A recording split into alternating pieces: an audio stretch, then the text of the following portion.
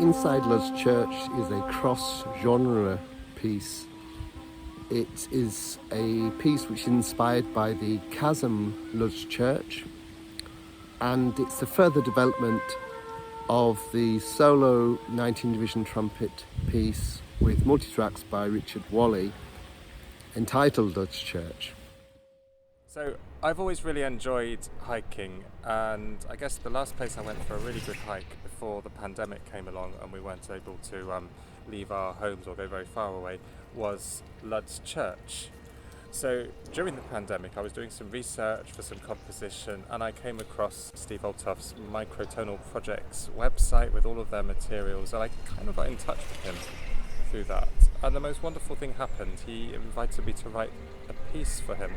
And even better than that, he has a trumpet that divides an octave into 19 divisions, which appeals to all the nerdy sides of my musicianship, because I've always found his tunings really, really interesting. So I wrote a piece. It sort of tries to get a sense of the place, the structure, the shape of Lud's Church, something of the atmosphere, and something of the history. It has a fascinating history because this group of people called the Lollards hid there during, to escape from religious persecution, and apparently they mumbled psalms when they were there.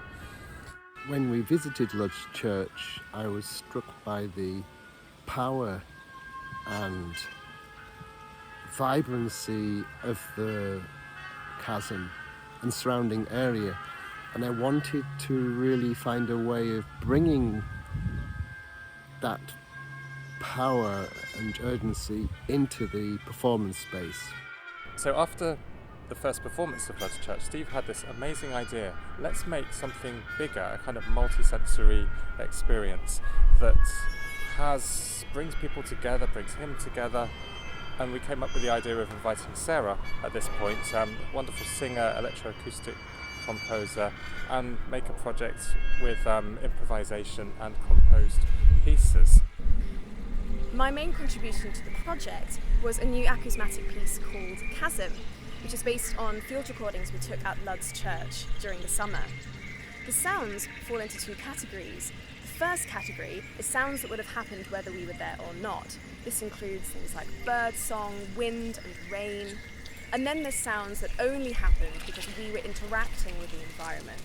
So these sounds are like us touching the grass and the moss and the bark, us walking into the gorge and treading through the mud, and us interacting with the gorge itself by scraping rocks together, hitting the rocks, and we even found a really resonant patch of the gorge itself.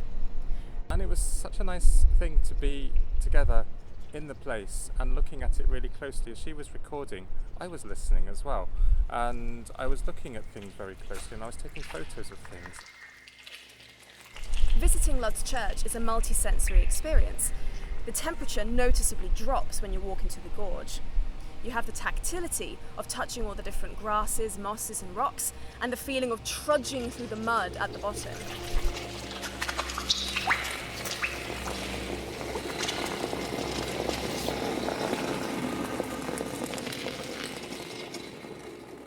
So the final piece, A Green Night in June. So this is a trio. It's written for Sarah singing in 19 divisions of the octave, Steve playing flugelhorn in 19 divisions of the octave, and me playing the lumatone. And the challenge here was I had asked John McAuliffe, wonderful poet who I know, to write for it. So we had this poetry which has all this, really is gorgeous imagery. I started working on the note when Richard told me what he was planning to do. The Gawain poem is a poem I've loved for a long, long time, and the Lud's Church approach to it, and Richard's sense of the natural world around our human efforts at representing to it. That kind of dialogue between those two things was very much in my mind as I was putting the poem together. But then I'm also trying to get the notes of the natural world around me, of the blackbirds here in the garden where I am, and getting that world of the sounds around us into dialogue.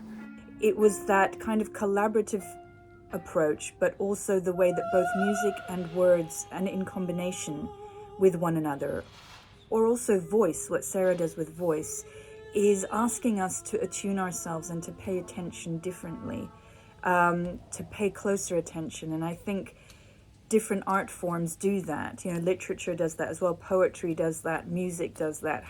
How do you attend to the world? How do you attend to the artwork? And how does it change you?